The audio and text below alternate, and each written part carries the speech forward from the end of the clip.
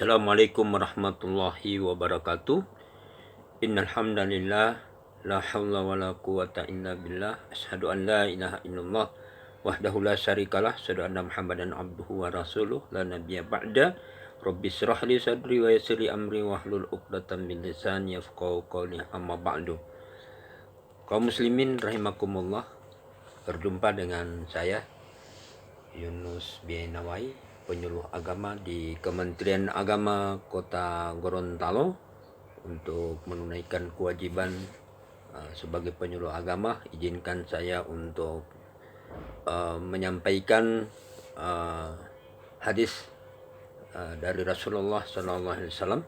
Mudah-mudahan dengan kita banyak menyimak hadis Rasulullah SAW akan dapat menambah ilmu kita dan juga dapat kita amalkan dalam kehidupan kita sehari-hari sebagai hamba Allah, yang tentu saja merupakan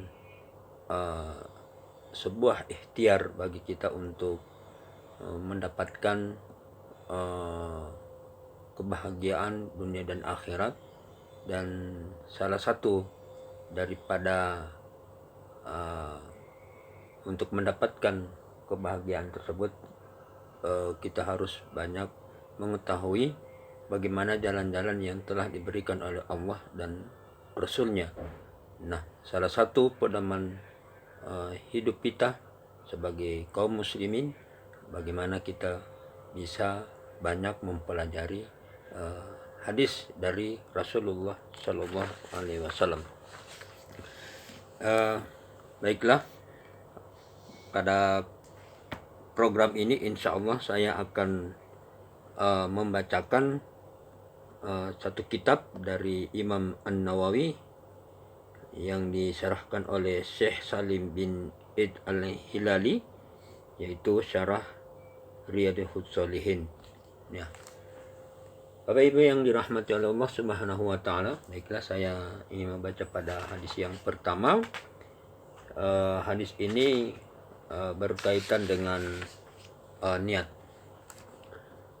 Wa an Amirul Mu'minin Abi Hafs Umar bin Al-Khattab bin Nufail bin Abdul Uzza bin Riyah bin Abdullah bin Qurt bin Rozah bin Adi bin Ka'ab bin Lu'ay bin Ghalib al-Qurashiyul Adawi radhiyallahu anhu qala sami'tu Rasulullah sallallahu alaihi wasallam yaqul innamal a'malu binniyat wa innama likulli imri'in ma nawa faman kana hijratuhu ila Allah wa rasulih fa hijratuhu ila Allah wa rasulih wa man kana hijratuhu lid-dunya yusibuha aw imra'atin yankihuha fa hijratuhu ila ma hajara ilaih, yang artinya dari Amirul Mukminin Abu Hafs Umar bin Al-Khattab bin Nufail bin Abdul Uzza bin Riyah bin Abdullah bin Quds bin Rozah bin Adi bin Ka'ab bin Lu'ay bin Ghalib al-Quraisy al-Adawi radhiyallahu an. Ia bercerita, pada suatu hari aku mendengar Rasulullah SAW bersabda, segala amal perbuatan tergantung pada niatnya, dan seorang itu akan memperoleh balasan sesuai dengan apa yang diniatkan olehnya. Barang siapa yang hijrahnya kepada untuk Allah dan Rasulnya, maka hijrahnya itu kepada Allah dan Rasulnya. Begitupun barang siapa yang hijrahnya untuk kesenangan dunia yang hendak didapatkannya atau karena wanita yang akan dinikahinya, maka hijrahnya itu hanya kepada apa yang dia niatkannya. Hadis ini hal yang sangat prinsip di dalam kehidupan seorang muslim. Bernilai atau tidaknya amalan seorang mukmin dan seorang mukminat itu tergantung kepada niatnya. Sebanyak apapun amalan, sebesar apapun amalan yang kita lakukan, kalau tidak berdasarkan niat karena Allah, maka di hadapan Allah tidak punya nilai apa-apa. Namun sekecil apapun amalan yang kita lakukan, kalau kita lakukan dengan niat karena Allah, maka amal yang kecil itu pun akan mempunyai nilai yang sangat besar di sisi Allah Subhanahu wa Ta'ala. Berapa banyak orang yang melakukan amalan-amalan yang kemudian niatnya dan tujuannya dia melakukan amalan itu tidak dilakukan karena Allah.